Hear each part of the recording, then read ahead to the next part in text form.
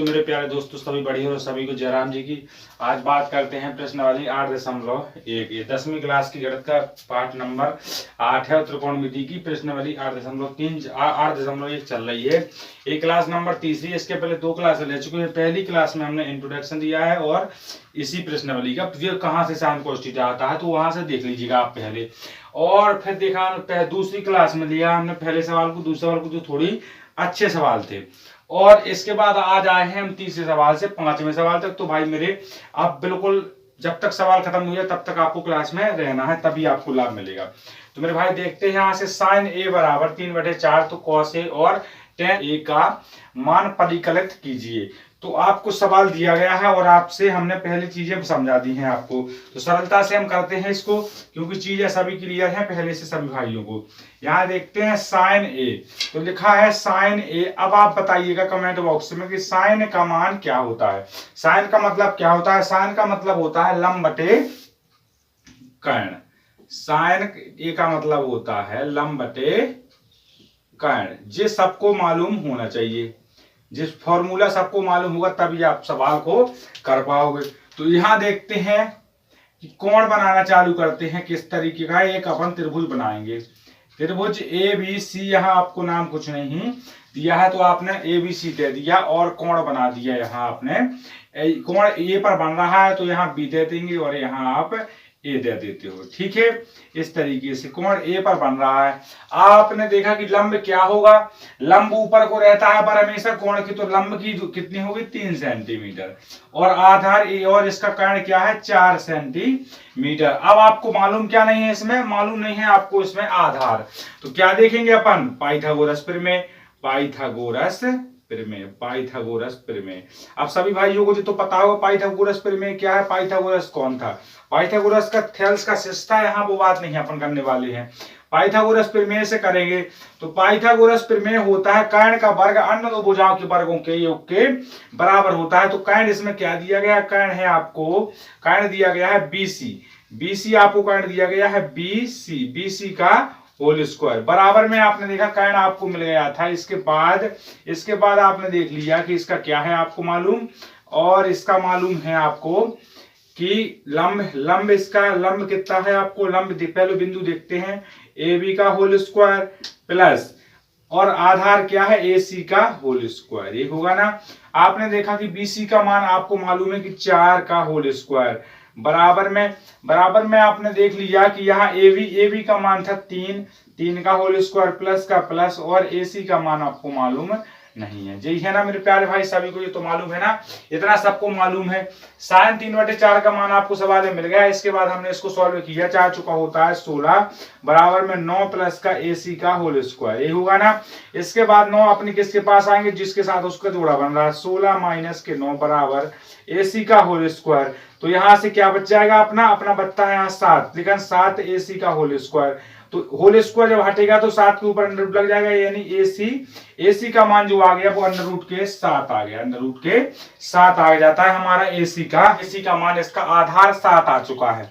तो आपको सब कुछ मिल चुका है, जो आपको चाहिए था। क्या मिल चुका है? आधार भी मिल चुका है, कर्ण मिल चुका है और लंब भी मिल चुका है। अब इतना यहाँ से सवाल आपका खत्म होता है। तो यहाँ साइड में देखते हैं आप, यही नीचे करना है उसके। तो आपने देखा कि मान किसका ज्ञात करना है?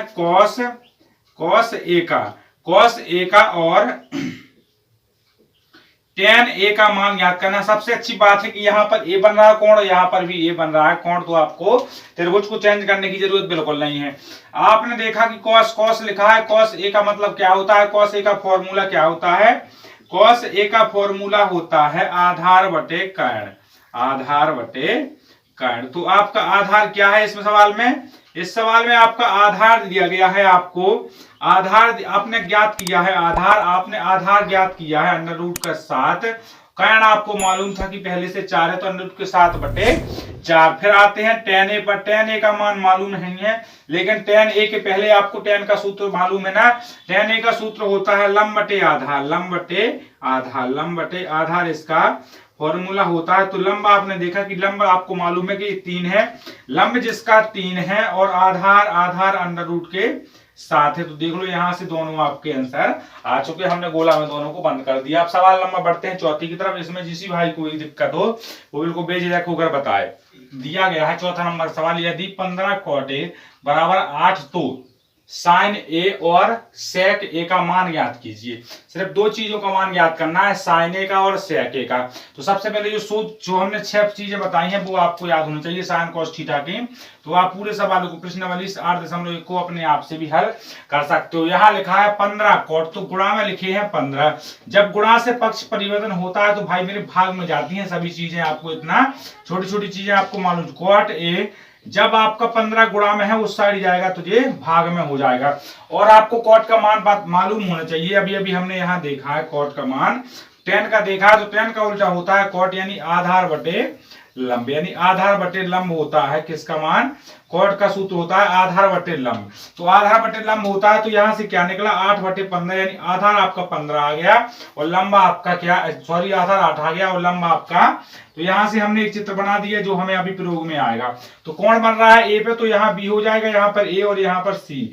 तो आपने देखा कि आधार इसका कितना है 8 है, तो आधार हम यहाँ 8 बना देते हैं। लंब इसका 15, तो 15। अब हमें कर्ण मालूम नहीं है तो हमें कर्ण ज्ञात करना है पाइथागोरस प्रमेय से। तो हमने पाइथागोरस प्रमेय का प्रयोग यहाँ फिर से कर दिए। हर एक सवाल में पाइथागोरस का प्रमेय को प्रयोग होना है, जिससे भी अच्छे से नहीं बनती है। सुबह देख लीजिएगा, पाइथागोरस होता है कर्ण का वर्ग अन्य दो भुजाओं के वर्गों के योग के बराबर होता है, सभी को मालूम है। तो कर्ण इसमें क्या दिया गया, कर्ण है इसमें BC, BC का होल स्क्वायर, BC का होल स्क्वायर बराबर, BC का होल स्क्वायर बराबर क्या है, लंब क्या दिया गया है आपको BA या AB, AB का होल स्क्वायर प्लस क्या है AC का होल स्क्वायर। तो आपको पता है कि BC का मान मेरे प्यारे मित्र आपको मालूम नहीं है, बराबर में लंब लेकर मालूम है कि 15 का वर्ग है और प्लस में आपको आधार भी मालूम है कि 8 का वर्ग है। तो आपने यहां से ज्ञात किया BC का होल स्क्वायर बराबर 15 का वर्ग 225 होता है, सभी को मालूम। 8 का वर्ग होता है 64, सभी को हमने पहले एक दिन बोली थी बात कि सभी 50 तक सभी वर्ग अपने कंप्लीट कर लेंगे। यहां से देखा आपने कि 289 कितने का वर्ग होता है, BC बराबर 289 17 का वर्ग होता है। तो BC का मान आपका 17 आ जाता है, यानी आपका क्या हो गया, यहाँ से कर्ण आपका 17 हो जाता है। जब कर्ण आपका 17 हो जाता है तो इसके बाद देख लेते हैं आपको क्या क्या ज्ञात करना था। तो ये तो आपका जे वाला सवाल तो सबका हो गया ना। जब जे वाला सवाल सबका हो गया तो एक बार इसका स्क्रीनशॉट ले सकते हो आप। ये सवाल अगर सबका हो गया तो हम इसे हटाएंगे बोर्ड से। ये अपना यहाँ तक हो चुका है, यहाँ सबके ये सवाल सबका हो चुका होगा, तो इसे हम यहाँ से हटा देते हैं। अब ये कोई काम का नहीं है और इसके बाद यहाँ हम इसी सवाल को हल कर देते हैं। ठीक है, लाल डब्बे में हमने इसको हल करना है चालू किया। तो आपको यहाँ से कौन कौन सी भुजा मिल गई, आपको सबसे पहले लिखना है लंब। लंब क्या है, लंब डिनोट करेंगे लंब को किससे, AB से। ठीक है, AB आपको मिल जाता है 15 सेंटीमीटर। और आपने देखा कि आधार इसका क्या है, आधार इसका AC है, तो AC आपको मिल गया है 8 सेंटीमीटर। ये सब दिया गया था। आपने कर्ण अभी अभी मेरे प्यारे मित्र ज्ञात किया है, कर्ण है आपका BC से डिनोट किया है आपने, तो कर्ण आपका 17 सेंटीमीटर आ गया, ये सबको मालूम है ना मेरे प्यारे भाई। इसके बाद हमने देखा कि ज्ञात क्या करना है, ज्ञात करना है साइन A और सेक A, साइन A और सेक A, साइन A और सेक A आपको यहाँ ज्ञात करना है, सेक A ज्ञात करना है, साइन A और सेक A ज्ञात करना है। तो साइन का मान तो सबको पता होगा कि क्या होता है, साइन का मान हम बहुत ही बेसिक तरीके से समझ चुके हैं। ये मान निकालना बहुत ज्यादा, वो अगर देख लेते हो तो दोबारा जीवन में नहीं बोली क्लास। साइन A क्या होता है, साइन A का होता है लंब बटे कर्ण होता है। तो हमने लंब बटे मेरे प्यारे मित्र लिख दिया कर्ण। लंब आपका क्या दिया गया था, लंब इसमें आपको 15 दिया गया, तो 15 का 15 लिख देते हैं। और कर्ण आपने 17 ज्ञात किया, तो 15 बटे 17 आपका एक आंसर बिल्कुल क्लियर है। फिर आपने देखा सेक A का मान क्या होता है, सेक A का मान आपने निकाला था कि सेक A का मान कैसे निकालते हैं। तो सेक किसका उल्टा होता है, सेक कॉस का उल्टा होता है, यानी कॉस का मान क्या होता है, कॉस का होता है आधार बटे कर्ण। तो सेक का क्या हुआ, कर्ण बटे आधार, कर्ण बटे आधार। ये वहां हमने बहुत ही बेसिक तरीके से निकालना बताया। कर्ण आपका 17 है और आधार आपको मालूम होना चाहिए कि आपका 8 है, तो यहाँ से 17 बटे 8, यहाँ से सवाल आपका खत्म हो जाता है। तो यहाँ से हमने 2 सवाल अभी तक खत्म कर चुके हैं। और इन दोनों सवालों में भी किसी भाई को भी दिक्कत रही हो तो मेरे प्यारे मित्र वो बेसिक तरीके से हमें बता सकता है। जी आपके दोनों सवाल है, इसको लिख लीजिएगा, मेन स्क्रीन का स्क्रीनशॉट ले लीजिए। जिसको भी इसमें दिक्कत हो वो बताएगा। मेरे भाई अब कर देते हैं मेरे प्यारे मित्र क्लास का अंत। सभी भाइयों को यहाँ तक रुकने के लिए दिल से धन्यवाद। जय हिंद, जय भारत।